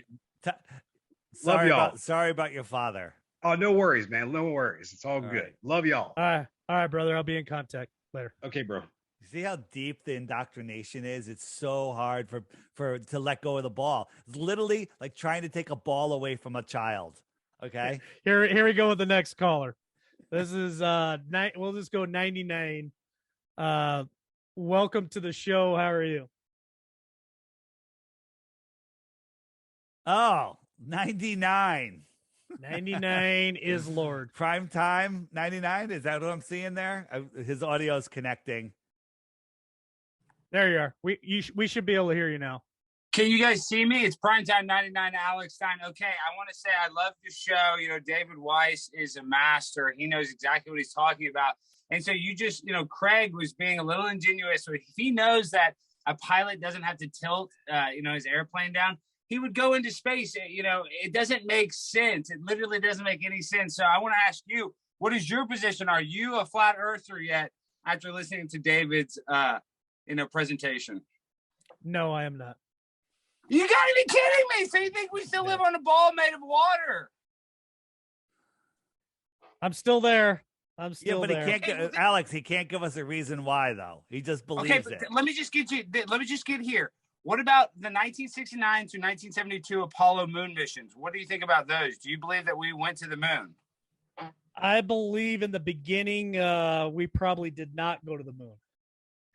Well, we didn't. I'm telling you, you can look into it. Just the simplicity of this. We can't even remanufacture the rockets that went to space, but we can't we can't even reproduce the suits. And as well as the suits, they tell us in the atmosphere on the moon that in the sunlight, it's 200 degrees Fahrenheit, and you go in the shade, it's negative 200 degrees. And they had technology where astronauts could go around on the surface of the moon and play golf and be able to transition through this Fahrenheit difference of nearly 400 degrees. Yet they can't recreate that today. Yet when the astronauts came back and they had to do press photos because they had to do, they had to fake it in the suits, a lot of them had injuries on their hands because the hand mechanism of the suit didn't fit right. So people had, they had like, if you wear boots, you have blisters and sores in your hands. So you're telling me they had the most technologically advanced suits of all time, but they can't even get the thumb part to work. Give me a break. They didn't go to the moon, but that's all I got to say. David's right. It is hard because of the cognitive dissonance. You don't want to accept that you've been lied to. It's easier to lie somebody than it is to convince them that they have been lied. So that's the problem we're having here. But I'm telling you, once you realize the machinations of the heliocentric model are basically impossible, it really will open your eyes that they're lying to us what's really happening. But David's a man. I have Alex. no problem saying we've been lied to. And I have no problem trying to learn. I just I'm not there yet. I feel you. It's hard. It is hard because I went kicking and screaming. I don't like to call myself. I'm a stubborn son of a bitch. I'm a stubborn son of a bitch. And it's a goofy concept for most people because it is so negatively talked about from such a young age. You know what I mean? It's so strong, the cognitive dissonance, that you just can't accept it because it's so hardwired in your brain at such a young age. You really can't flip that switch. Like it says, let's flip the switch. That's a hard switch to flip. But it comes down to this. Do you believe that we evolved from pond scum? Oh, hell no. Exactly. Right. So, once you realize that we didn't evolve from nothing, that the Big Bang Theory that was created by a Jesuit priest is false. But they teach that in science like, oh, that's really how we got here. A bunch of astronauts, a bunch of rocks hit each other and then form perfect balls that all perfectly work like a clock. The sun, moon, and stars literally work like a clock in the sky, and this is all accidental. It's very non-linear in the explanation, so it doesn't make sense. How about the fact that the guy that landed on the moon became a drunk and they changed his name to Buzz, right? And he has a star on the Hollywood Walk of Fame, okay? For being an actor-naut. The moon landings are so fake. They're not even close. Yeah, I don't disagree with some of that, gentlemen. So I got a couple more callers I'd like to get to. Let's do it. So I appreciate the call. Bye, Alex. See ya. All right, let's bring in. This ought to be a good one. Trash Panda, and then Melissa, you're next. So just wait there, Melissa. I'll bring you in I'll bring you in a minute. I want to make sure everybody has a chance to ask questions or make comments. So just hang on in there, Melissa. We'll get to you next. So this is Ron. How you doing, Ron? Pretty good. Did you see my new name? Yeah, Trash Panda. That's pretty good. So do you have comment or question, Ron? Well, I've got some comments, okay? If anybody really wants to know what the earth is shaped as, and everybody who believes, read Genesis again. Page and 1. It tells you. Read the book of Genesis. It tells you. We're Right supposed to believe it, so why isn't people believing it? Page 1 of the Bible, God separated the waters from the waters and created the firmament above. Okay. I don't know why people are having a hard time trying to get this. I mean, I'm still asking the big question of why were there film crews on the moon if only 2 people landed on it? And Great one of the question. guys who landed on the first one said, the 3 of us are fine, but who's up in the space capsule orbiting the moon? Okay. Slip of the tongue, maybe. Oh, I never heard that one. That's interesting. Yeah. Part of Ron Braun, Well- the Nazi scientist that was brought over to run NASA, his gravestone says Psalms 19:1. The heavens declare the glory of God, and the firmament showeth his handiwork. Okay, that's Exactly. on. Our rocket scientist is talking about the firmament in Genesis. What's up with that? And just to make it worse, in 1950 something, he wrote this book called Project Mars about a group of people that went to Mars and started a colony, and the leader of that colony was named Elon. Yep. Predictive programming. This is Elon's rocket that he wants to take to Mars, and he said he wants to make it pointier. It looks just like the one on the He wants to on the make it cover. pointier, he said. Yeah. Okay. Wow. That's crazy. Yeah, But they're there's- rubbing there's- it in our faces. There's a lot of inconsistencies with what NASA has said, but the only thing NASA ever said right was never a straight answer. I mean, they There you go. say there's all kinds of things up there that we have circling the Earth and all this other, billions of different things are busted up and satellites and everything. Why aren't those things pinging off the ground? Is it really the fact that all that crap is up there outside circling the Earth, or is it just circling around the firmament? Exactly. Good points, Ron. I got to get to the next caller, so Yeah. thanks for calling in. All right, thanks. All right, bye-bye. Okay, let's get to Melissa before we lose her. Let's do it. Welcome, Melissa, to Liberty Warrior. How are you? Her audio is still connecting. Is it? I don't Yeah, see it Okay. takes a second. There. There she is. Hold on. Her Oh, audio's- it's Missy. It's Missy. Missy. Is that a good thing or a bad thing? Oh yeah, she's There we go. You're on, the Missy. show. How's it going, Missy? Good. How are you guys? Nice. You got a comment or question? I have a question. As a pilot, so how high, what altitude does the firmament go up to? That's a great question, and the only answer that we really have is about 73 miles. The Go Fast rocket, which is was an independent rocket put up by Red Bull. This rocket went straight up, and it gave us an uninterrupted feed. And it went up straight up, unlike NASA curving out. And when it went up about 73 miles, all of a sudden it went kerplunk. It made like this noise, like a rock going into a pond, right? But I don't think it was water. I think it was a thicker medium. And that was at 73 miles, okay? And another amazing thing that happened here. Now, there's a question. It's like, why did it stop spinning? Why did it make that noise? Why did it stop moving so fast? And it sure sounded like it went into something. But another thing that happened is when it turned on its side, we see this little dot here. That's the moon. And the moon was over New Zealand. And this happened in Arizona, right? Arizona is on the top of a basketball and New Zealand is on the bottom. The only way you could possibly see the moon as if the Earth is flat. Okay. Here's a question That's for you. interesting. Here's a question for you real quick. Spaceship Challenger, when it blew up, was it because of the rockets or was it because it hit the firmament? It wasn't high enough That- for the firmament. That is a It was false O-ring. that was a false dichotomy. The Challenger, the Challenger went up to on the Challenger loss. Challenger on the oops, what is going on here? Someone you sharing? I'm sharing screen real quick. This was sent to me. That was the first time that that TVs were rolled into every classroom in the United States. Okay. Yeah. And so the Challenger, I believe that this was to trauma-based mind control the children, to kick the can down the road for another couple decades on, because they were promising us hotels in space in the 1970s and 80s and 90s. And they just keep kicking the can down the road. But what happened to those astronauts? Okay. Well, we found 6 of the 7 of them. They have identical twins, they say. And those identical twins all work for universities. And they have the same name. They talk the same. They sound the same.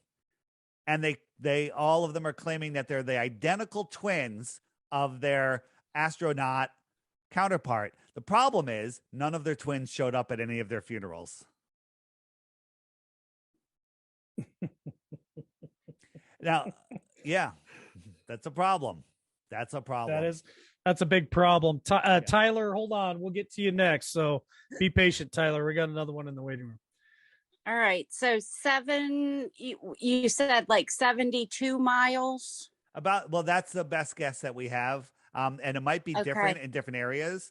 That it might be lower in the north and the south and higher at the equator. Again, anything that is above where we can reach, we don't know. And when you see the representations of the flat Earth with a dome, you have this big high dome. I think that dome is representing our personal atmospheric dome. I think if the sky is sealed, I think it's flat. It's very flat. Maybe it's curved a little bit, but if you look at the map of the world, the flat Earth map, if it's at 72 miles, that thing is literally like a millimeter above the map, right? Going all the way across, it would look almost flat. So I don't think we have this big high dome like that. I think our sky is very, very close.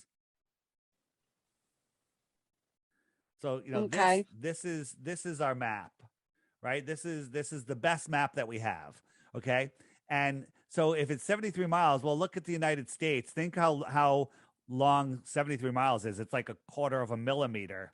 So if you put a dome over it, it would only be a quarter of a millimeter high. It doesn't really look like the depictions that we show when we show a model. And again, it's just a model with a big high dome. Sure. Okay.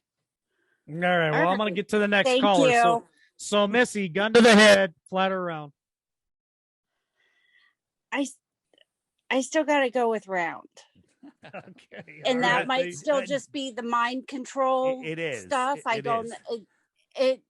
It might be. I don't know, but I still got to go with round. Well, 3 Bitcoins for 1 globe proof. Try it. Try to get it. Here, Be rich. Missy. So here's the thing. The comments of my trolls are going to show up to say I'm a scammer. My app doesn't work. Just go read the reviews on the app. Just go look what other people are saying. Get the app, and then every day while you're having your breakfast, just hit that daily video. At 8:01 a.m. Eastern, a new video shows up every day, and just watch 1 video a day. And if you like, hey, that's interesting, watch the next video that comes up, because guess who's suggesting it? Not Google, not YouTube, me. Okay, so you're gonna get good videos. And then if you're like, well, what about eclipses? Well, go to the question mark and hit it. But what about eclipses? And start watching those videos.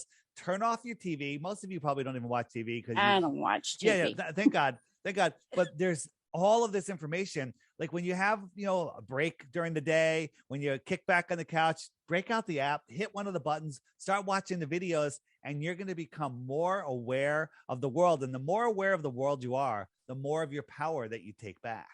Okay. I agree with that. This is about taking your power away.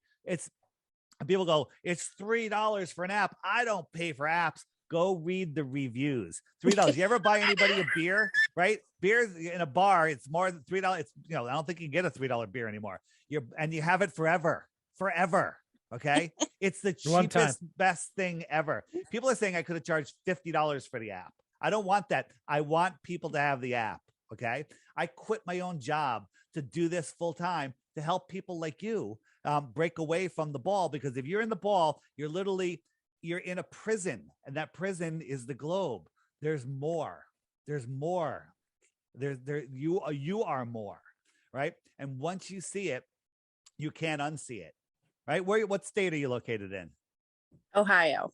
You're in Ohio, right? It's not too far. South Carolina, we've been having conferences down there. The next one either might be there, Karen, I know you're listening, there, or it might be in Las Vegas in the spring. So most awesome time anyone could ever have anywhere. And then there's also meetups happening all the time. There's one going on over Christmas and New Year's, or over New Year's, I think, in Florida. So if anyone's in Florida. So were you saying this is also a dating app? Well, people are using it to meet other people. Here's the problem. Here's the problem. 2 for 1. 2 for 1. People are, you're looking for like-minded people. Like I go out into normie world. It's also known as zombie land. It's like, what the hell am I going to talk to these people about? They're all talking about when they're going to get their next, B, right? And I'm like, these people are completely mental. But you talk to any of the blue dots, they're all awake and aware and the most amazing people. So talk about friends. All those blue dots are my friends. All of those blue dots are my friends. Nice. That's great. Missy, I got to get to the next caller. I got to stack it up. All right. Thanks Thank you. so much. Appreciate it. All right. Bye-bye. All right. Let's bring Tyler in. Tyler Clark. And Shane's in the waiting room. Shane, I'll get to you next. So as soon as he finds his mic there, Tyler, welcome to the show. Tyler should turn on his camera too. Tyler's muted. Stack it up. There you go. Thanks so much. All right, bye-bye. Tyler, you're on. All right, let's bring Tyler in. Tyler Clark. Tyler, you got to turn off your YouTube feed. Shane's in the waiting room. Shane, I'll get to you next. So as soon as he finds his mic there. Can you hear me now? You can, but you got to turn off your YouTube Yeah, but feed. you'll have to kill the YouTube feed. Can you there. hear me Just now? click Yes. the camera, Oh, it shows it. He doesn't have the sound Everything coming on. through. You can't hear me? You got to turn your Zoom preferences audio to your speakers. Oh, that's what it is. Hold up. Wait, he can hear me. Can you hear me? Is that what it is? Can you guys hear me now? I hear you Check. the whole time. Yes. Can you guys hear me now? All right. Yeah, we hear you, brother. All right. It happens. It's all good. Probably a global. I work with people all the time. It's not a big deal. All right. Well, we'll grab Shane, and when Tyler comes back in, we'll bring him back in. We'll see if Shane remembers how to use his Zoom here. So Shane's part of the show, just so you know, David. He's followed you and other flat earthers. He's got a pretty good knowledge base here. So how you doing, Shane? What's up, Shane? All right. It happens. It's all good. Probably. I work with people all the time. He's It's not a listening. big deal. You got to turn off your feed and listen through All right. Zoom. We'll grab Shane, and when Tyler comes back in, we'll bring him back in. Shane, turn off your YouTube and listen through Zoom. So Shane's part of the show, just so you know, David. He's followed you and other flat earthers. Train wreck. Knowledge base here. So how you doing, Shane? What's up, Shane? Hang on, I still got something open here. It's all good. Probably. I work with people all the Close time. your internet browser. You got to turn off your feed and listen through All right. Zoom. We'll grab Shane, and when Tyler comes back in, we'll bring him back in. Shane, turn off your YouTube and listen through Zoom. All right. We have I'm another gonna have to jump out because I have Shane's part another of the show, computer. just so you know, Okay. David followed you and It happens. now we can't hear it, Can you Shane. hear me now? Yes. Yep, we can hear you. All right. Yeah, I had Mother. Remember, I can't do it with Mother monitor plugged in. I had to get it out. And then the sound was still coming through, and this one was buried in the back. But anyway, now I forgot my damn question. But anyway, no. We got time, Shane. Don't worry about it. Yeah, we'll be here all night. One thing is, if I'm not going to say either way for me, I'm not going to give anybody the pleasure of that. But I am going to say this: if a person was to, let's say I was supposedly able to prove it was round, I wouldn't want 3 Bitcoins. I'd want 3 Bitcoin shares, but 3 Bitcoins are useless. They're worthless. The actual coin. I'll give you 3 Bitcoins of value. How's that? I don't know what they're at. What, $46,000 a piece? 50 grand, whatever it is. So don't worry, you're not getting them because the Earth is not a sphere. So, I'm open to it, though. I'm open to it. Show me proof. I've been looking for 6 years. Well, trust me, I dove into this years and years and years ago too. And I used to watch a lot of people. I've watched even the people long before you were doing this. And I went out when I was out the ocean. I even tried to experiment with binoculars and a telescope. Watch a ship disappear, you pull it back with binoculars. When it disappears with binoculars, you pull it up with the telescope. So that kind of said, hey, there's something to this. Now, all the experiment, I even did the one where you can measure that the sun supposedly is 93,000 miles away. And I took in, if you take and you look at the sun rays come through clouds, they come in and they taper out and down. Well, if the sun was as big as it was and it covers that much of let's say the United States all at once, those rays wouldn't come down like this. They would come straight down. But the closer the sun is, the more the rays ray out, because that means the sun is actually closer than what they predicted. So I went through all that, and I did the experiment. You can take a piece of cardboard, punch a bunch of holes in it, turn off all the lights, hold a flashlight up way up high. That light comes through straight down. The closer you get that flashlight to that piece of cardboard, the more the rays come out. So, there's experiments you can do, but does that prove it's flat? Does it prove it's round? Not necessarily, but there is experiments you can do that could prove it could be either way. No one can ever, I don't think anybody can ever say whether it's truly round or flat. Well, because there's ways to prove that it could be flat. You can prove that it could be flat, absolutely. Correct. But you can also prove that it can't be a sphere. Well, and goes back to, because I use that magnet trick on a flat map on there too, and I tried to show my family. I said, no, you ain't going to go around. Well, that magnet's going to show, or your compass going to show due north no matter what. That magnet's going to pull it towards you. So yes, I've always thought that too, but it's one of those deals. On a sphere, the only place that you can go east-west without turning is on the equator. Because if you're north of the equator, you have to keep turning to the north to maintain your heading of 270 or 90. If you're south of the equator on a sphere, you have to keep correcting to the south. But there's ship's captains in the south that are saying when they're trying to dead wreck in 90 or 270, they always have to correct to the north. They'll be going for like an hour and they look at their compass. They're like, why is the ship turning? And they got to keep turning. It's not turning. It's the direction is turning. East and west. Well, I know the lines that go north and south, supposedly north and south. Those are straight. If they follow one of them, because there was a guy did an experiment 10 years ago, and he got in a boat, and the further he went south on this line of, what was that, longitude? Is that what that's called? It goes north and south. It goes from the longitude. Yeah. The further he went south on that, the further off that line of longitude he got. And he said he was like 37 degrees off of that line when he got to his furthest point south that he was going. Right. You know who controls those lines? NASA. So I believe that those lines actually veer off in some parts of the ocean, cutting out big pizza-shaped swaths of ocean that are uncharted. Remember the flight, the Malaysian flight that disappeared? All the ships were looking for it. One or two of the ships disappeared off the GPS. They were just gone for like a day or two. And I believe they went into that uncharted water and then they came back out of it. And the only way to go into that uncharted water is to ignore the GPS, ignore your compass, and head into it. But they're not going to allow you to.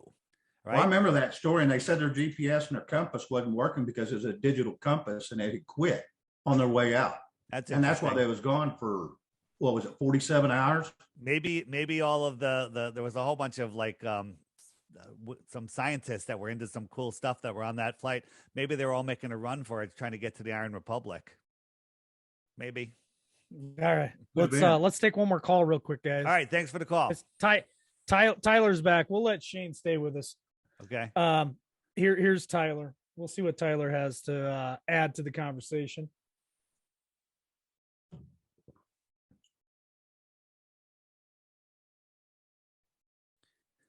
I don't see. And while we're waiting for Tyler, in 10 minutes, I think we'll be done in 10 minutes. We'll be done in 10 minutes. Yep. Strange World with Mark Sargent and Karen B is going to be on Rockfin on YouTube on the Karen B channel. Check it out. If you want to get some more flat earth when we're done, you could call in and talk to Mark Sargent and ask him some questions. There we go. That's awesome. Welcome, Tyler. I think I'm in finally. There, Tyler, you're in. We got you. Hey, I'm not Go for it. I feel like I'm not a rookie, but anyway, I'm going to be very short and quick because not biased. I've been following David forever. I got my whole family on. I bought 5 of my family members the whole app yesterday for Christmas presents, whatever. Nice. This is all I do. I've been doing the Tataria stuff. Are your family members not flat earthers yet? So we've been in conspiracies for probably like 8 to 10 years, ever since the Obama era. And so we've been following little things. And as we've been following it, flat earth was like the end point where it was like, wow, this makes more sense to us more than ever before. Right. So what I recommend for families to do, well, you guys sound like you're all pretty much on board, but if you got someone that says, I'm not on board, but what do you got? Get them the app. And then say every day, just watch the daily video. I try to do short ones during the week, and then just have a conversation about that instead of sports and weather. Say, hey, let's talk about that video today. Let's watch it together. And you have your little mini book club or your video club, and just one video a day. And that's all it takes. Then you're toast. I would agree. So, David, I do have one question for you, though, because I've been doing this for a very long time. I feel like I'm immersed. But at the end of the day, when you get here where you are and all of us, when we follow along, right? What's the next step? Because I know at the end of the day, there's not much we can do, right? We don't have the money for the permits to go to Antarctica. We don't have the little things that we can do to prove this or that. But there's got to be something that if we build enough of a community to prove something, to at least get that knowledge, what's that next step? Have you thought of that? I feel like you have, because this is your life. Well, there's different tests that we've come up with that can prove curvature. You know, one of my favorite tests is, and it wouldn't cost that much, is to get and we tried it once with some line, but it broke. You get a 3-mile piece of line that's neutrally buoyant, and you find a stretch of lake or something, calm lake, and you have pulleys on each end, and you crank it tight. Now, a line in the air will sag, even no matter what it is. No matter what kind of line it is, it'll sag. But neutrally buoyant line that could slightly sink, you pull it tight across the top of the water, and if it stays a millimeter under the water all the way across, that proves that the Earth is flat.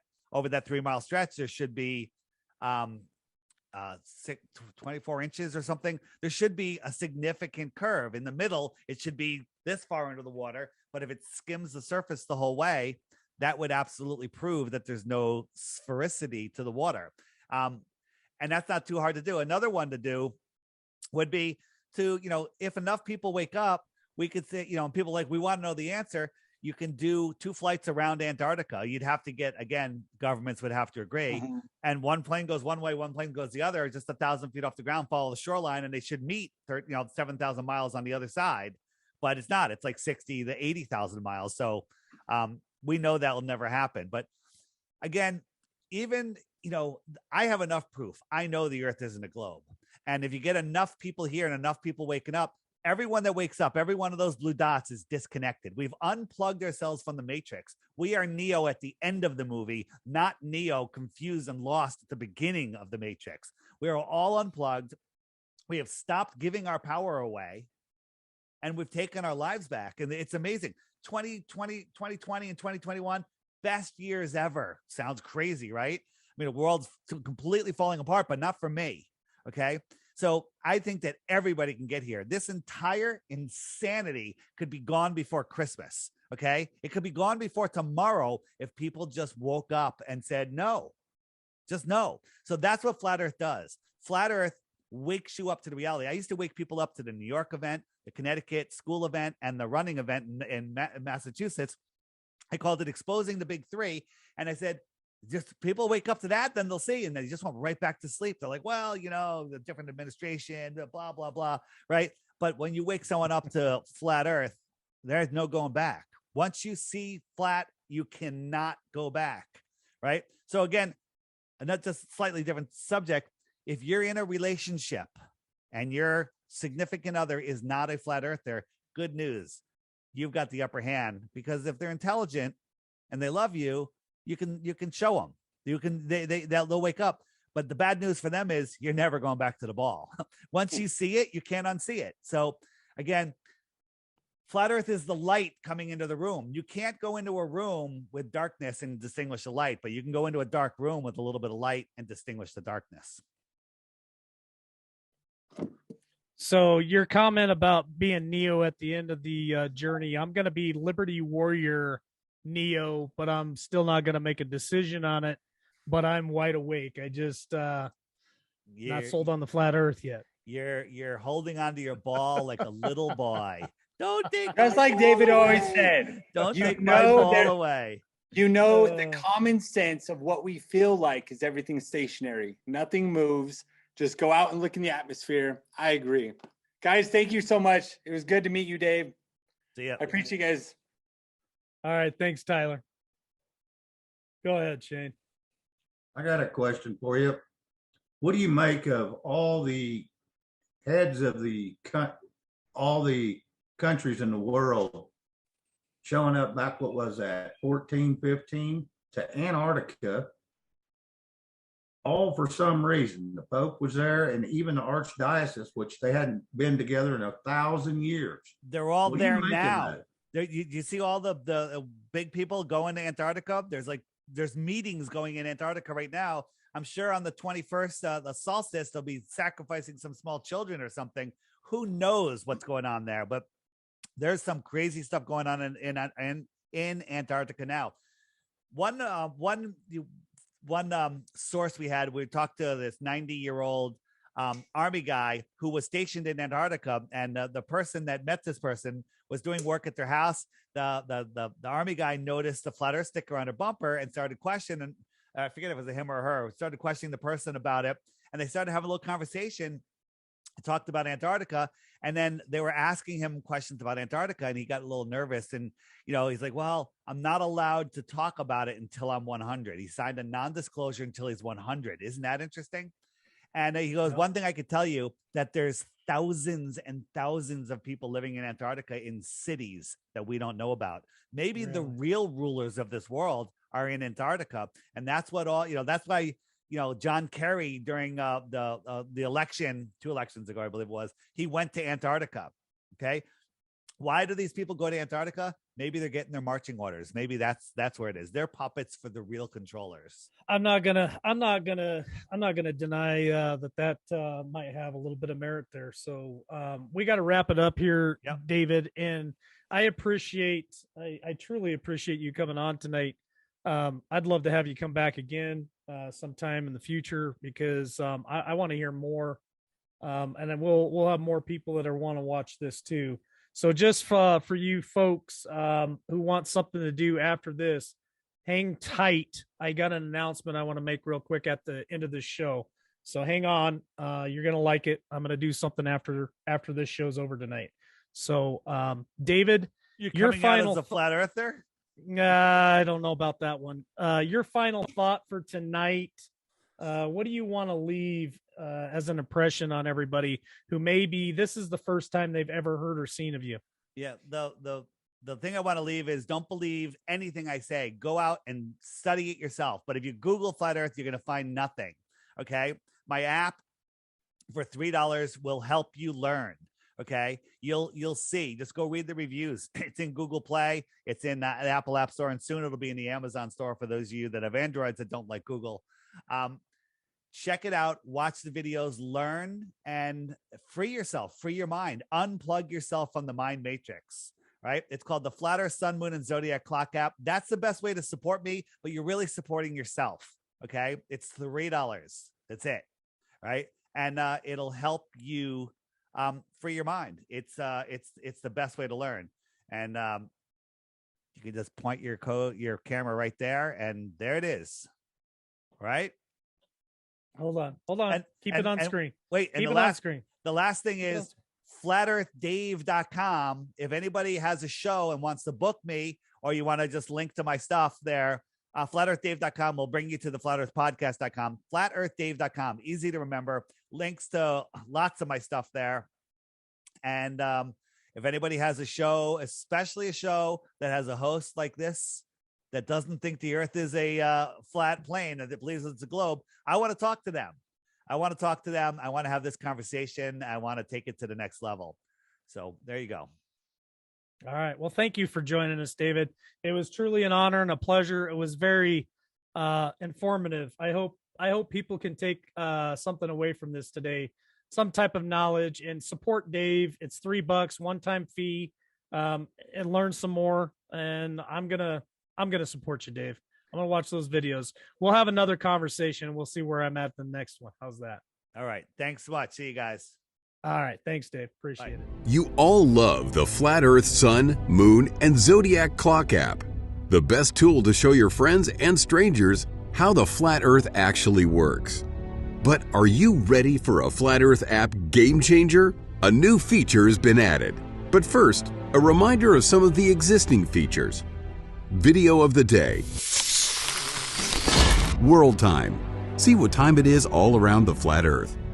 A true Earth compass that shows true navigation across and around the flat Earth plane. Weather. Tap for detailed local weather information. Know what phase and where the moon is at all times. Watch the sun travel between the tropics for the seasons. Select an amazing background. Add a countdown to your next big date. Video playlists in different languages. See the real trade winds circling the flat Earth. Top 21 frequently asked questions with quick pop-up video answers. Access to the best photos and gifts at your fingertips. Flat Earth books and merchandise, and more. Now, the game changer upgrade we've always dreamed of having. After a year in development, our app just went next level. You're now able to find Flat Earth app users near you. See where they are and send them an instant message in the app. Instantly arrange for a Flat Earther meetup. When activated, blue dots mark the location of the app users near you. You have 3 choices on showing your location. PP, to pinpoint. This marks your exact location. CC, for city center, which will place you within a few miles of your current location. Or turn off, which removes you from the map altogether. Use it when traveling, or when you're out for a day at the beach, or while eating out somewhere. Find out where other Flat Earthers are and connect. Find like-minded Flat Earth app users and regain your sanity. The Flat Earth Sun, Moon, and Zodiac Clock app is the best tool to show your friends and strangers how our flat Earth actually works.